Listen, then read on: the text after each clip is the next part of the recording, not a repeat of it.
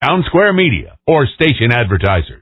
Hi, I'm Jim. And I'm Jack. Thanks for listening to the Stanching Tyranny Hour. Pour yourself a cup of coffee and pull up a chair while we start the march toward liberty. That doesn't make sense. How does one march while in a chair? Good question. You can figure it out. You're the engineer. Well, stay tuned and we'll let you know on 1450 AM WPG. Good morning, everyone. Happy New Year. Again. Happy New Year. Yeah. 2013. Boy, the year's going by so fast. Well, not yet. You can't say that yet. Yeah, why can't I? Well, because we're only a few Well, days I know, but, just last week, it was last year. You can't say the year's going quick until at least, May. Then, around Memorial Day or so, you can start. From my vantage point, the year is going quite quickly. Well, what vantage point is that? It's no different than my vantage point. Well, that's true, but, Well, I propose a law that says you can't say that until Memorial Day at least. Well, that's appropriate, because this is the Freedom Isn't Free edition. Right, and everybody knows freedom isn't free. We need good laws all the time. Mitt Romney said that, we need good regulations. In a free society.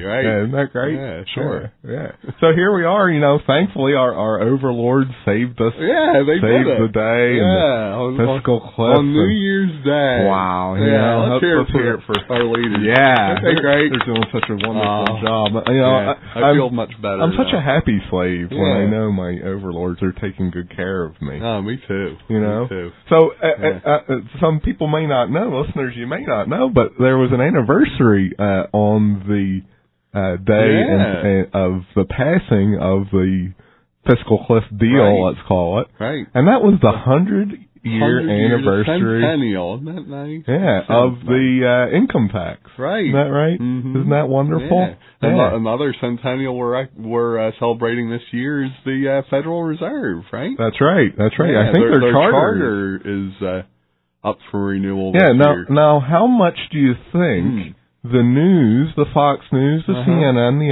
MSNBC, all those stations, how much do you think that they're actually going to mention the fact that the Federal Reserve Charter needs to be renewed? And how much are they going to talk about the new charter? Right. Because let's face it, it's going to get renewed. Oh, yeah, of course it's just it that is. they'll keep us distracted with fiscal cliffs and debt ceilings and other nonsense that they created. Yeah, because that's going to be the next thing that happened. What, in February they're anticipating that the debt ceiling, we reached the debt ceiling. After Timmy's extraordinary measures. Timmy pulled out some extraordinary measures and so therefore he saved the day and so they don't really have to worry about it until February. He checked with the CFR first. I'm sure he did. Yeah. I'm sure he did. Yeah. So that'll be in February when they're talking a little bit about the whole debt ceiling now. Right. But the main the debt ceiling will be reached because of the extraordinary measures. Now, listeners, listeners, do you know what the extraordinary measures were? I know because you told me. Well, I know. They're truly extraordinary. They are, and here's what they are. So here you go. If you are a federal employee, you have a pension plan. Right. There's some sort of acronym for it. FERS or something like that. So you have this pension plan. You can put those funds into various kinds of investments, whatever you so choose, whether it be mutual funds or... And typically the contribution is matched. Right. That kind of deal. Yeah. It's a good deal. Yeah, Yeah, if you can get it, sure. Sure. So what they're going to do is what they've done is... and you may not know this. This is Timmy's extraordinary measure. So well, if you think your stuff's going into your mutual funds, you're mistaken. Because what they did was they took the money that you're contributing into your pension plan and bought bonds with it. Yeah, bought treasuries. They bought treasury bonds with it so that they can fund the government. And they'll just reallocate it to the various other things at a later date. Sure. Once the crisis is resolved.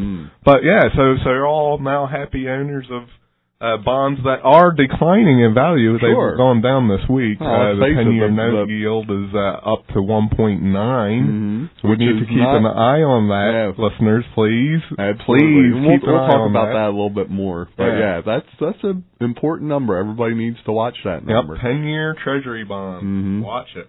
Yeah. So you have ownership of I guess we'll call it an asset that is in a bubble. Right. You know, the asset bubble is going to burst just like the housing asset bubble burst. Right. And it's probably going to happen this year. Yeah. So hopefully, the people that were forced to buy these bonds can get out before the bubble bursts. Let's put it that way. But we'll be talking about some other economic facts from the year past. We talked a little bit about them last week. We have a couple more we want to share. Yeah, but let's stick with the fiscal cliff because we are talking about the Freedom Isn't Free today, right? Right, the Freedom Isn't Free edition. That's correct. Free. So you remember the deal on the fiscal cliff, what that was all about? Yeah. So Barack Obama came out with his speech and said that 98% of Americans will not see an increase in their income taxes. Right. Woo! Yeah, but how we got there, you remember that. I mean, this was a crisis that they created, of course. Right? Yeah, that's always. I think it was the end of 2011 It was, and it was another debt ceiling. It was a debt ceiling scenario, and everybody was stressed out, and they were threatening government shutdowns and all that, which is a bunch of Which isn't a threat. That would be a blessing. Yeah, that would be a blessing.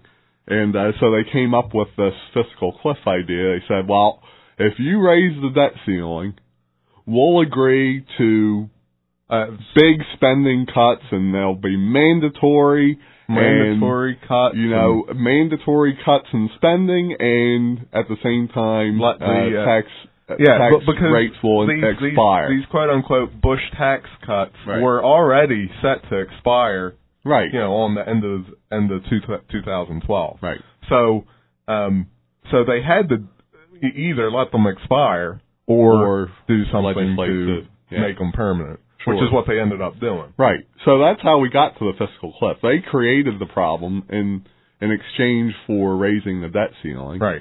And these mandatory spending cuts. Did they happen? No, of course not. Actually, spending went up. Yeah, we avoided the cliff, right?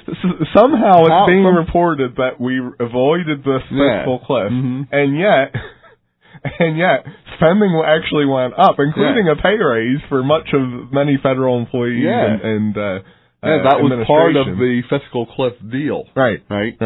So so spending went up, right? Taxes also went up, right? And the notion... Barack is 98% of Americans don't see a tax increase. Yeah, and so, listeners, I don't know if you've had a payday yet, but when you have your payday, you will notice that your taxes, indeed, will be going up. Let's pick this apart a minute. What was in the deal? What was in the last minute New Year's Day action? They worked so hard.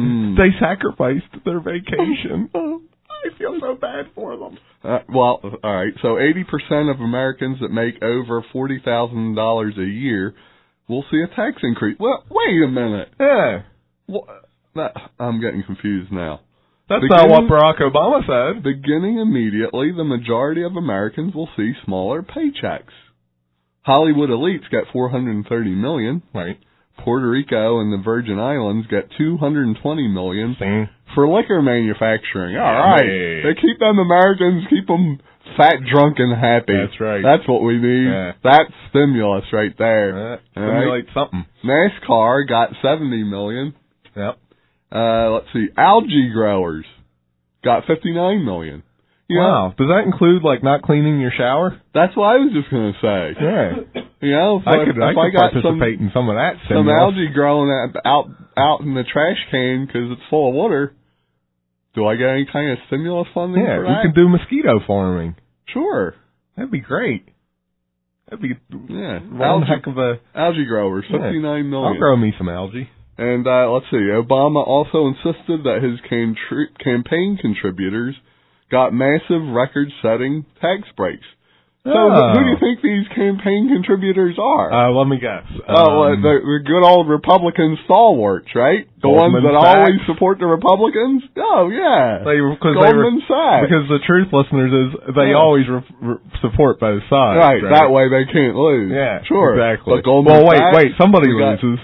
It's you. Well, you and me. Yeah, sure. We're just the useless eaters. Yeah, just drink some of that Puerto Rican liquor or Virgin Island liquor and pay your taxes.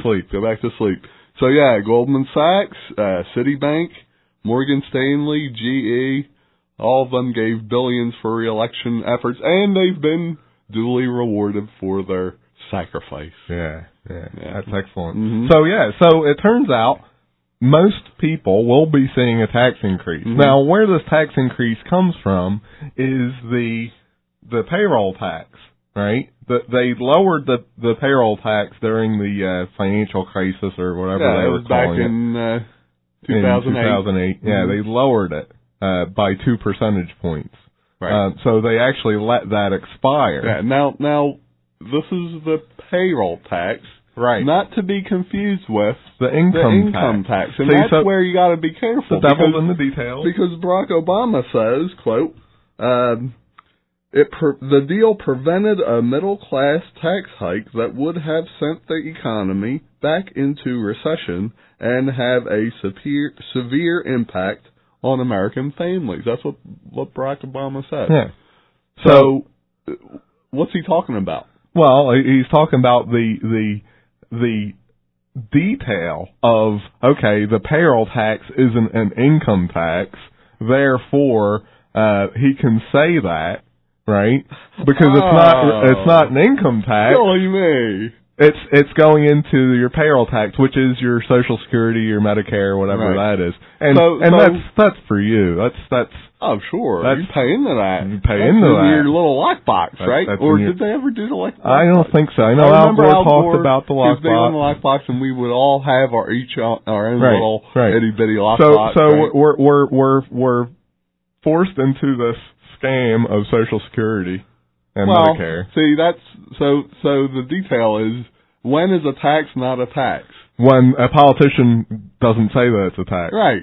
Yeah. Then it's a insurance program. Right. Or some sort of entitlement or safety net. That's what they call it. They're doing it for your own good. Sure. They're doing it for your own good. So the payroll tax went up, and therefore everybody's going to see a decrease in their take-home pay. Well, I'm looking at it here. Overall, nearly 80% of households will pay more money to the federal government as a result of the fiscal cliff deal. Right.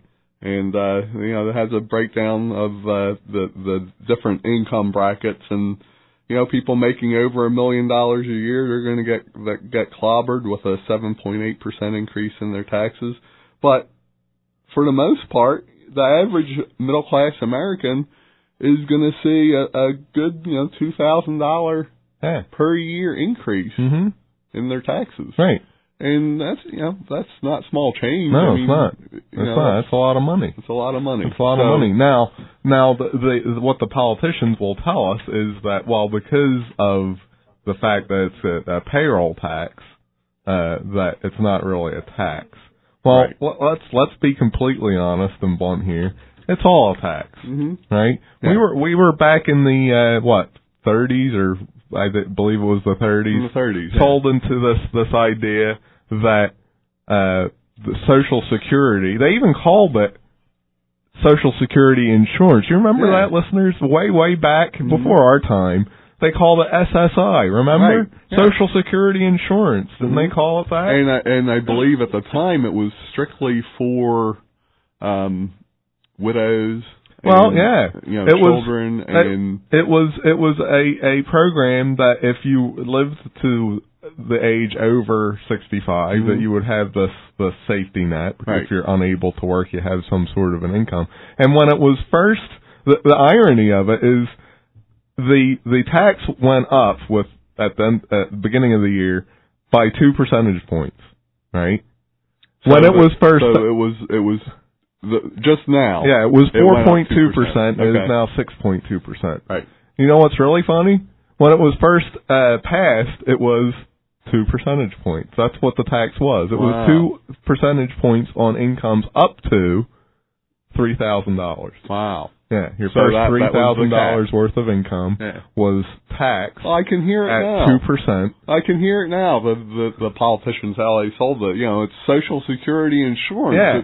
It's an insurance program. Right. It's backed by the full faith and credit of the U.S. of A. Right. You can't go wrong. Isn't it great? It's 2 cents. Yeah. It's only 2 cents. Who can't afford 2 cents? Who can't afford 2 cents? Come on. Yeah. It's 2 pennies for crying out loud. Right. Why you got to be so greedy? And so we get to the fun topic is the incrementalism, right? Mm-hmm. That we've all gradualism. We've talked about. That we've talked about, and we're all partaking in.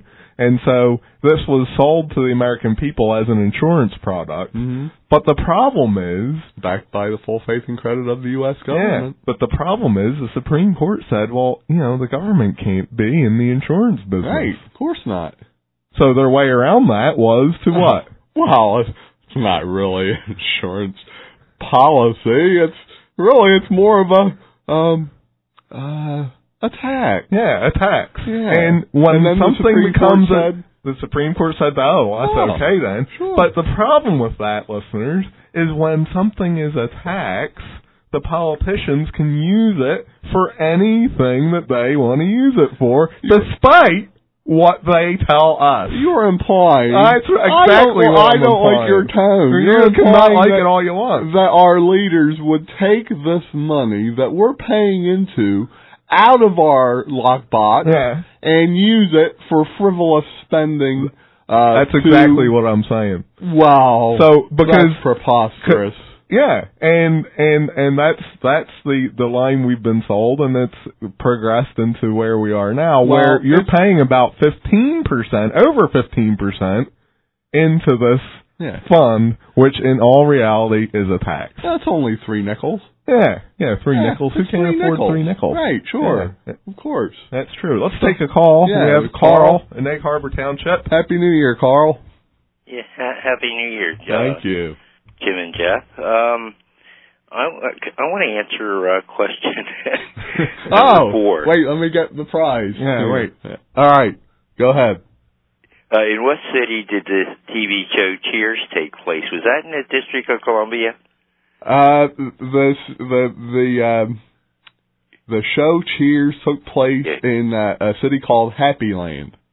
Oh, okay. That's a suburb of Washington, D.C. So, but that was a pretty good guess. You were close geographically. I don't think we can say how quick 2013's go until I know. Hillary testifies about Benghazi. Well, yeah. That's going to be a real long year, Carl. Yeah. Right. Well, won't that be when where freezes over? And I think we need this tax increase for the president's vacation. He's in Hawaii. Yeah.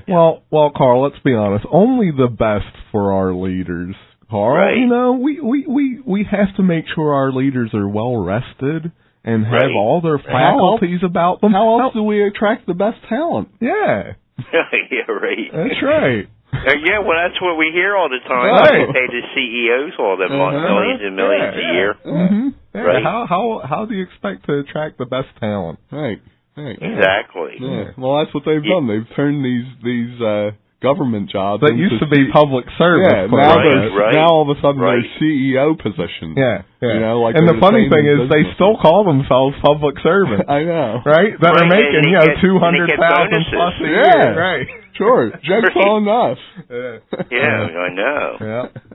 It's all part of the language. Yeah. It's amazing. Yeah. They're masters. Yeah, right, exactly. And like you said, what they did is they returned the level of taxes for the Social Security back to where they were. Right. Mm-hmm. So everybody's paychecks will be less. Yep. Right. Yeah. That's exactly what's going to happen. So everybody's going to have less money. Everybody. Right. Yeah. Oh, yeah, exactly. Not the top 2%. Right.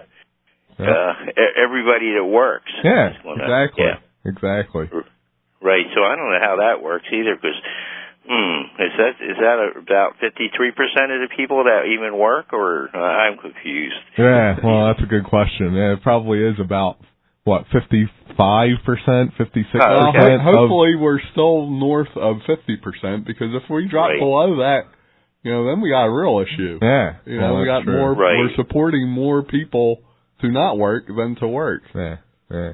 Right. And on Obamacare, see, I hear things, I don't know if they're true, but I've heard that people that, they're, where they're employed provides them with health insurance, that they're going to be taxed on that as income. Have you ever heard that? I have heard that. Yeah, unfortunately, I don't know if that was part of the deal or not. The fact is that the deal was plopped on the podium at 1:36 a.m. on New Year's Day, and they voted on it at 1:39 a.m. Wow. So nobody read it. Yeah, right. And so who knows? But yeah, you're probably was part of it. I think you are correct with that, Carl. Yeah. I don't know for sure, but I seem to remember something about that. And so if what a clever way that is a to huge raise tax increase. We'll call it revenue, right? What a clever way to raise revenue by giving everyone an instant raise, quote unquote. Right. At least from their taxable income standpoint. That they'll never see. Right. That they'll never see. Yeah. Right, exactly. Yeah. It's brilliant, really. Yep. They'll take more money out of their paycheck. Yeah, that's for sure. Yeah. Well, I was just glad to see that the fiscal hawk, Paul Ryan, the new face of Republican conservatism, he voted for it. Yeah, he voted for it. That's great. Yeah. All right. It probably sounded something like this. Can you play that there for us, Scott? What do you think, Carl? Are we standing at the edge of this abyss? Nobody knows. But maybe. It's very probable. Madam Speaker, this bill offends my principles. But I'm going to vote for this bill in order to preserve my principles, in order to preserve this free enterprise system. All right. Thank you. So that's probably what it sounded like. That was back in 2008.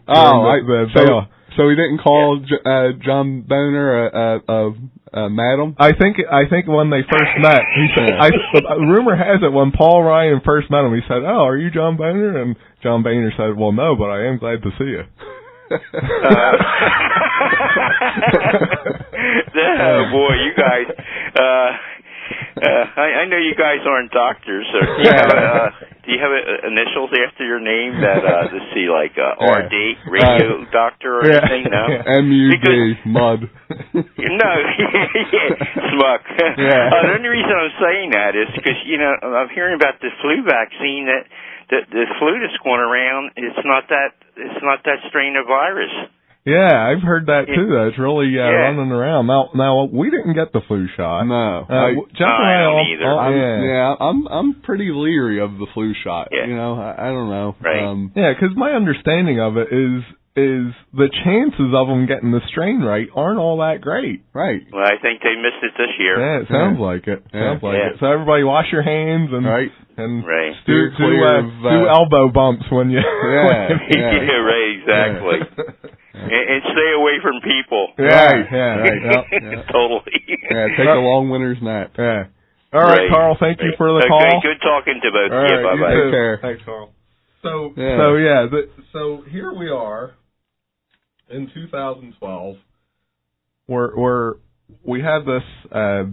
You're going to get $20 to $40, maybe even more, taken out of your paycheck, right? Just like magic, right?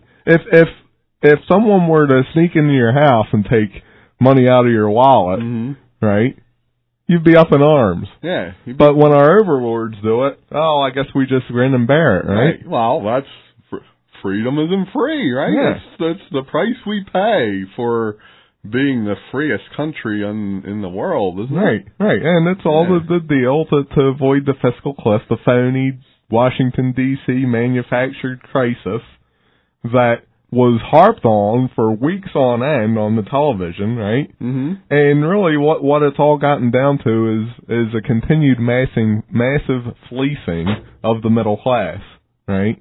Because let's be completely honest. People are, we have 20 plus years till we can ever even see a penny of Social Security, and that's based on today's laws, which we know they change, right? They change them constantly. Obviously, yeah. So the fact of the matter is, people our age and younger, there's a very, very good likelihood that we won't ever see a dime of this money. Yeah.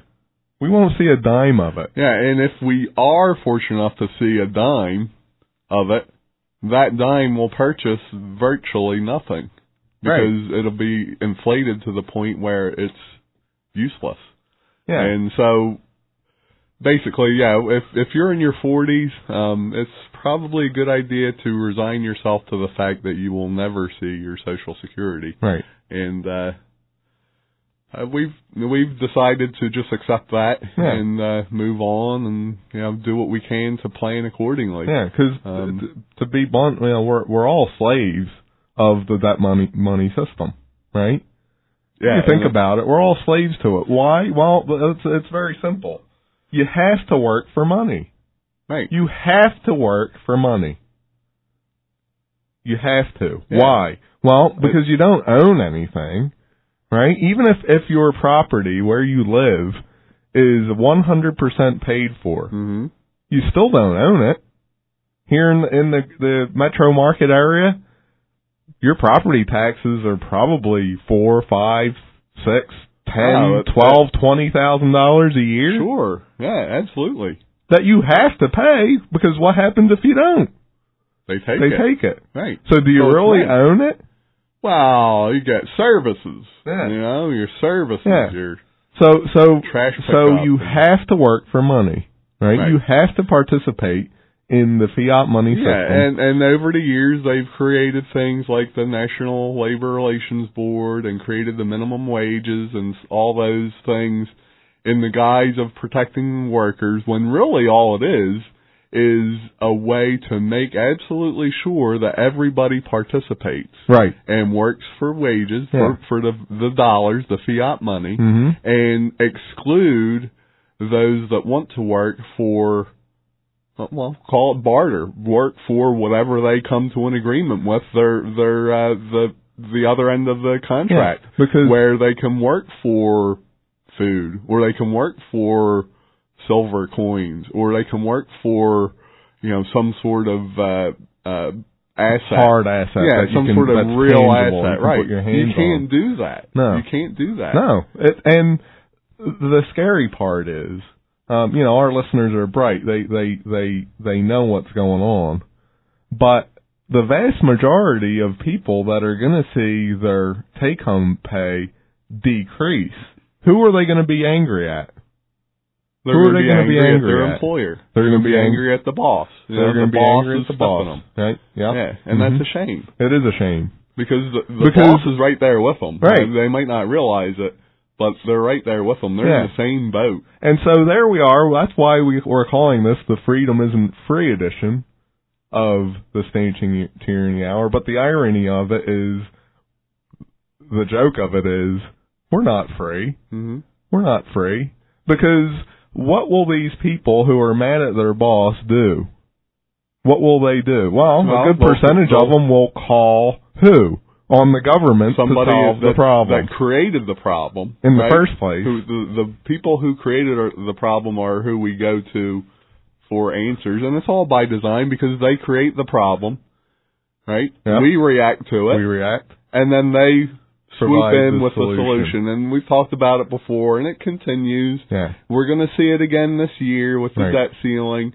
And, probably some scary stuff with regards to that, and we'll talk about that in a few minutes. Yeah. But it's all by design. They know exactly what they want to do and how they're going to do it. So let's do the bulk of our time, the rest of our time here, talking about the fact that we aren't really free, that we're slaves to the debt money system, right? Mm-hmm. Because no matter what we do, we have to create a certain amount of fiat money so that we can pay our taxes. Right. You have your property taxes, you have your sales taxes, you have your vehicle taxes, you have taxes out the yin-yang. Fees. You have fees. All that needs to be paid. Licenses. With fiat money. Registrations. So They're all taxes. They're all taxes. Yeah. So the fact is are you really free when you have to participate in this system?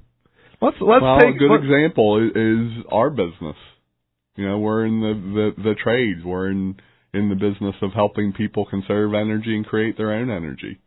And boy, what a great way to be able to live, actually be able to live free by making your own energy, getting your own water from the ground, or maybe collecting it or whatever. You could do that, you know, a well pump and stuff like that, disposing of your own sewage, creating your own energy from waste products, maybe. You could do that, sure. Solar, obviously, is a good one that we love. Could you today, with the technology that we have today, be completely free and independent and self-sustaining and still live very comfortably? Yes. Yes. Yeah, absolutely. you could physically do it. Yeah. But the unfortunate thing is, number one, here in New Jersey, for half of the things that you just talked about, the towns, the code officials would never let you do it. Right. Number one. Right. But let's say you could do it. You physically could do it. You still don't own your land. Right. Because you have to pay the property taxes. Right. Right. Right. And by paying the property taxes, you essentially agree to abide by the rules and the laws and the regulations that exist for that property in that town. Right. And however, they call it zoning. Yeah, and all those things. Yeah. But you can't not participate in that. Why? Because they'll take your property from you. Is that freedom? That's is that what supposedly our troops are fighting for? Is that what they're fighting for? Right. So freedom isn't free, but the real truth of the matter is we're not free. Right. The politicians and the bureaucrats are free to make any rules that they see fit for us to live under it with no choice whatsoever. We don't really get a choice. We're convinced every 4 years, every election cycle, that we have some sort of choice. We don't have a choice. We really don't. Yeah. Well, and the worst part of that is that in most cases, we have demanded this. I mean, we've demanded these rules and these regulations, and something always comes up. Something unfortunate happens. Yeah. Something tragic happens, like the shooting in Connecticut. Right. And we react. And they come up with the solution, but the solution is always to take more of our freedoms away. That's it. Don't be fooled. That's always what the solution is going to be. Right. And like Henry Kissinger said, like Henry Kissinger is famous for saying, is the truth isn't really what matters. No. It's what people believe is true that matters. So as long as every, Memorial Day and 4th of July, we get out our flags and we wave them in the air and we say, yeah, we're the greatest nation in the history of the world, and we're so free, and they hate us because we're free, and all these euphemisms for freedom, as long as we keep saying them, we will believe them, despite the fact that we're not really free. Yeah. And the fiscal cliff deal is just another example of it, and we'll be seeing it again when the whole debt ceiling comes around. Because what's going to happen with the debt ceiling is they're going to allow unrestrained debt ceiling creation. Right. That's going to happen. Yeah. And we don't even know that wasn't part of the deal, because it was, like I said, they plopped it on the podium and they voted on it 3 minutes later. Nobody read it. Yeah, but the fact is that that the best thing to ever happen to the politicians, to the political class, to the ruling elite, the best thing that ever happened to them was the creation of the Federal Reserve and the debt money system. Right. It was the absolute best thing that ever happened to them. Not to us. Because it allows unrestrained spending. Right. And I just have this suspicion of we're seeing this year is the renewal of the Fed charter. Yep. But at the same time, we have fiscal cliffs and we have debt ceilings, all of which the media busy talking about. Right. But the real issue is this charter renewing. Yeah. And I don't know how much we're going to see about it on the news. I don't know. I think I have the suspicion that we're not going to see too much of it on the news. Yeah. And so when it does get renewed, believe me, they're going to take more freedoms from us. Yeah. Yeah. And that's scary. Yeah, and it happens in a lot of different ways, and we got to be aware of it. We got to be prepared for it. And one of the ways to prepare for it is to try to separate your mode of thinking away from the debt money system, and how can you gain your independence? How can you break free from the system that exists? And like I said, there's a certain level of participation that you have to have. You really don't have a choice. But you don't have to participate 100%. Right. And there's ways to do that. There's the ways include turning off the television, doing more reading, more research online. Listen to the radio. Shows like ours. Tell your neighbors and friends. Doing more to learn about things that you can do yourself.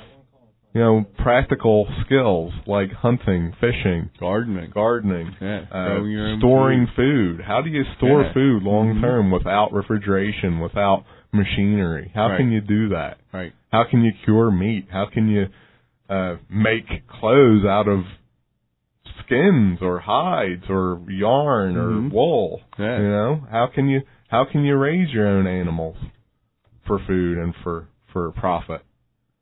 They're all the things I think that we as Americans need to be considering for the world that's in front of us. Right, because ultimately I think we're facing a scenario where we're going to be forced as Americans to learn this stuff. Yeah. So I would like to recommend that people start learning about this stuff now, so that when we are forced to know these skills, we'll already have a head start. Let's take a phone call. We have Pat in Ventnor. Good morning, Pat. Happy New Year. Oh, yes. Good morning, Jeff and Jim. Good morning. Yeah, I wanted to talk about the Hurricane Sandy and the situation where I think it was 87 or 89 of the Republican congressmen voted against it. And one of them was Paul Ryan, who voted against it. And yet in 2008, Paul Ryan was begging and taking tons and tons of money there for, I think they had some kind of a flood in Wisconsin, and it was going like towards everything but the flood. I mean, he couldn't get enough money out of Congress. Sure. And also, when the stimulus package was around, he was right there, Oh, he sure was. Making sure that his constituents got all kinds of money and stuff and whatever. Yeah. And yet, why are we, people are like, as the congressman said, he said, this isn't about people sitting on the beach getting a suntan. This is about people's lives, and I just wanted to know what you thought about that. Yeah. Well, and the fact is, here in New Jersey, we got short shrift when it comes to federal fairness. Let's say, because we pay more in taxes than we ever see in benefits. We're the most densely populated state, so for every dollar in taxes that we pay as a state that we're paying into the system, we're not getting $1 worth of benefit, and this is proof of it. Further proof, it's going to states like Wisconsin who don't pay enough, but they get more than $1 worth of benefit. They pay $1, they get well more than $1 worth of benefit from the system, and you're right. That's ludicrous. Yeah, and Pat's also right where she points out basically the hypocrisy of politicians. Right. Here we have Paul Ryan, who's supposed to be this fiscal hawk and just a brilliant mathematician. The new face of Republican conservatism. But yet, as Pat so very well points out, that he was first in line with his handout for the problems they had in his own state, and he voted for the financial bailout, despite the fact that he was so completely against it. Right. I think with these congressmen, if they ever run for office again, I think all these congressmen that voted against it should have like a little notation next to them which says, if you have a disaster, look out because I ain't going to help you. Yeah. Absolutely. Yeah. Especially us in New Jersey. And I think you were talking also about Social Security. Social Security, I can go back to the 70s where people were saying in the 70s, listen, there is not going to be any Social Security for you when you get to be that Social Security age, but it's still here. So I have no idea whether it's going to be around or who knows anymore, That's all I know. In the 70s, we were told that was the end of it. Yeah. Oh, and another thing, Chuck Hagel, I think now they're going to pick, the president was saying about Chuck Hagel. Yes. And what do you think of that? And as a defense secretary. And he also, I think he's a decorated, when it comes to controversy, but he was a decorated war hero. Right. From the Vietnam War. And what do you think about that? Well, we think one thing, Pat, and this is when we first heard, we looked this up. And I really don't know much about Chuck Hagel, but I do know this. He is a proud CFR member. Yep. All right. Yeah, that's all that matters. So just like Hillary said, she'll walk down the CFR and find out what she should do about this or that. Chuck Hagel, he's a member too, so I guess he'll take their recommendations into advisement as well. Absolutely. So, what is the CFR? I hate to be ignorant. What is a CFR member? The Council on Foreign Relations. Yeah, and what that is basically a New World Order globalist group founded by Colonel Edwin Mandell House back in the early 1900s. That basically is working towards a new world order. Yeah, you have here in this country we have the Council on Foreign Relations, and then over in Europe we have the Royal Institute of International Affairs, and they work hand in hand, and the goal is exactly what Jim said, the new world order. And that's where our leaders get their orders, their marching from. orders. Yeah, and Hillary said it right on the. Right I don't like the sound of that. No, I don't either. Oh, that to me is kind of devious or something. Okay, listen, you guys really are full of knowledge. You must read an awful lot. By the way, about when you were saying being self-sustaining, and you really don't have the rules and regulations. My gosh, I think it was a while back. I had a little bird feeder outside, and I got cited for that. Wow, brother! I don't know how. And all I was feeding was a couple of little sparrows. Unbelievable! You're out of control, Pat. Pat, what's Next wrong thing with you? Pat's going to be growing tomatoes. Yeah. Somebody better do something about Pat. That's right. You're clearly an extremist. Yes, absolutely. So when I was hearing you saying about raising your crops and all that, oh my God, not right, absolutely. Okay, Jeff and Jim, thanks a lot. Now have a nice day. Pat. Thank you too, Pat. And before we go, we have another call, Tony. But Pat mentioned the discussion back in the 70s of Social Security, and there was a scare back in the 70s, late 70s of Social Security. Yeah, guess who came to the rescue? Ronald Reagan. Yeah, he came to the rescue. He implemented the broadest increases in that payroll tax that the country had ever seen, and managed to maintain his reputation as a fiscal conservative somehow. But so that's the answer to that, Pat. Let's go to Tony in Pleasantville. Good morning, Tony. Oh, Happy New Year, gentlemen. Thank you. Happy New Year too. I got a bird feeder out back too, and food prices are getting to be so high. I'm fattening up the sparrows, so I can them up and have them for dinner. They call that squab. Well, they taste just like chickens. Yeah, well, they call it squab so you don't feel bad for shooting a sparrow. But listen, I understand Hillary is making she was making a full recovery. Her doctor, her physicians sent her to Hawaii, along with Obama there on that trip he's having. Oh, nice. I got bad news for you guys. What? A coconut, or I think it was either a coconut or a pineapple fell out of the tree and hit her in the head. She had a relapse. Oh, wow. So you forget about her testifying for a while. Yeah. Poor Bill. Does that mean Bill's going to have more free time on his hands? Oh, absolutely. I wonder what he'll do with that free time. What do you think Bill's been doing? Let me put it let me put it this way: Bill will have something on his hands. All right. Now, Tony, did you see the pictures of Hillary coming out of the hospital? Oh yeah. Woo, she looked like she was run over by a Mack truck, didn't she? Oh my God! I don't know, man. I thought she was leaving your New Year's party. There when I saw her. She was still had a hangover. Yeah, or something. Good point. Good your point. Party for New Year's. Right. Oh yeah, that was scary. Either that or she was leaving that paintball party at Bader Field. I heard what a fiasco that was. Oh, really? Yeah. Did you hear about that? We didn't hear what happened, but we heard it was going to happen. Yeah, they had about 35 arrests, and some of the people that were covered with paint, are you ready for this? They were all marching down to the Albany Avenue Bridge to jump in the water to get the paint off. Oh, wow. How you like that? Yeah, that would have been brilliant, huh? Sheesh. Wow. Boy, Hillary, she's in rough shape, man. She's in bad shape there. I still say that wine tasting contest in Australia's got something to do with it. I think she got a hold of a bad bottle of wine. Maybe. It's either that or it's just what happens when you sell your soul to the devil. Yeah. Oh, absolutely. She better sell her soul to her plastic surgeon. Her face ain't looking too good. Yeah, really.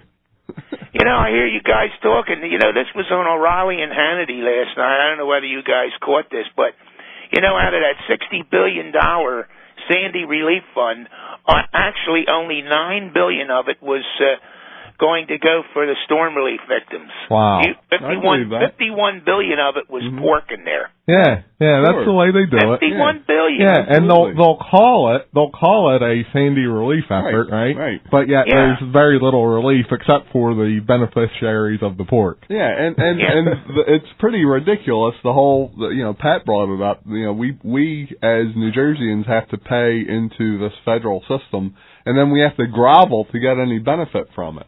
Yeah, so, if I hear this word, if ever I get elected president, the first thing I'm going to do is have the word fiscal cliff removed from the English language. Yeah, if I hear that term one more time, it's just, it's sickening. Yeah. They knew, what kills me is they knew this stuff was coming down the road 10, 15, 20 years ago, and they did nothing about it. That's the way they know do it. Everything. They know how we're going to react, and they know how they're going to solve the problem, quote unquote, that they created. It's like my good friend Glenn says all the time, and I agree 100% with him.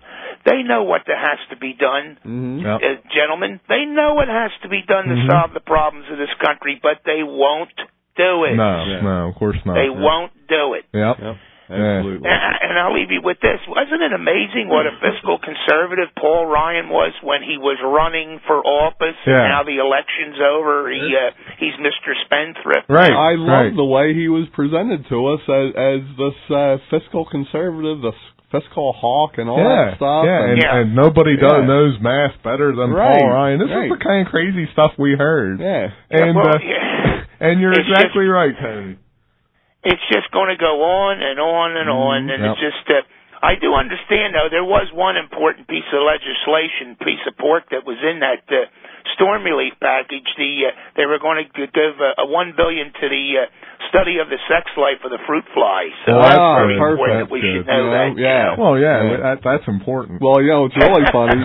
Part of that. I'm glad to see you guys recuperated from New Year's. I got to tell you, I sure hope this year's better than the last one, but it sure don't look like it, guys. We can only hope. Stuff, we can only hope. Thank you, Tony. Keep up the good work, guys. Yep. Yeah, and Tony mentions that fruit fly study. The biggest part of that is paying the guy who has to put the condoms on the fruit fly. That's expensive. That's a really little set of tweezers you need for that. That's skill. Yeah, because you need a microscope and high-tech machinery. Right. And everybody's been bothered by fruit flies in the kitchen and whatnot. And so I'm glad to see that they're studying that to end us of these pesky little banana critters. The thing that drives me crazy. You know what drives me crazy about fruit flies? is they're faster than they look. How can they look so big and fat and lazy? And then you go to swat them, and you can never get them. You can never get them. That's what they should be studying. That would help. That would help Americans. Yeah, that would help Americans rid themselves of the scourge of the fruit flies in thousands of millions of kitchens across America. We should lobby Congress to fund a study on the fruit fly propulsion and how we can defeat the fruit fly with our bare hands. Right. That will be money well spent. I agree.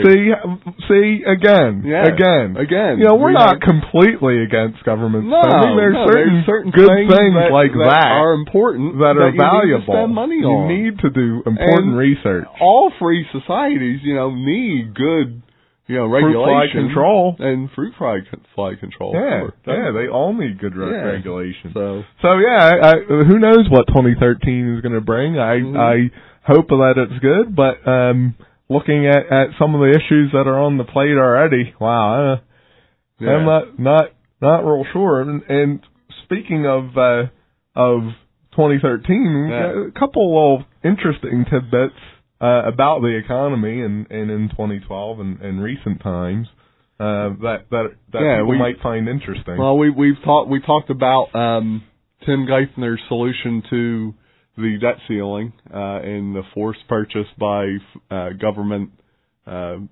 retirement plans of Treasury bonds. That's the extraordinary measure. Yeah, that's the extraordinary measure. But let's talk about that in a minute, because it's really important that people understand what's going on there. And the Fed has come out and said that, quote, "We cannot afford an unauthorized rising of long-term rates." Yeah, unauthorized. Unauthorized rising. As if somebody makes a law as to what interest rates the market will decide. These guys can't control it.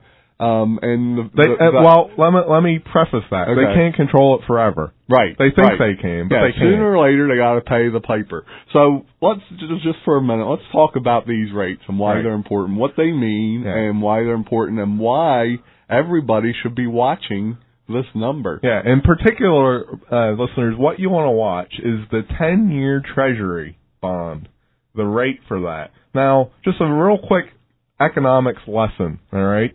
Bonds are sold at a certain value. The starting value is what's known as par, right? So if I want to sell Jeff a 10-year bond at 2%, the par might be $1,000, right?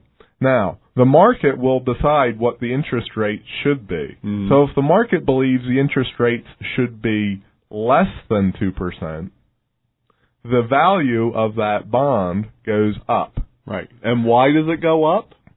Because there's more demand for that bond than there is supply. So the price goes up. So as the price goes up, the yield goes down. Right. All right. Right. Because the yield goes down because there's such a high demand for the bonds that they're being bought at a low yield. Right. Because the investors determine that that's acceptable. Right. Right. Now, it's called an inverse relationship, right? So it works the opposite way as well. If the market says, well, 2% isn't enough, we want 3%, then the value of that bond, that $1,000, that par, goes down. And the yield goes up. So that even though you'll be getting a 2% coupon, 2% rate of interest on $1,000, because you paid $990 or whatever it would work out to be, you're effectively getting 3%. Right. All right. Right. Now, not to bore you, but it's important that you know that. Yeah. So just to review that last statement, when there's not enough demand for the bonds, the yields, the interest rate goes up. Right. And that's to try and attract people to say, hey, come and buy these because they're paying a better yield, a better interest rate. It's just like anything, the price goes down for a commodity when there's not enough demand for that commodity. Right. Okay?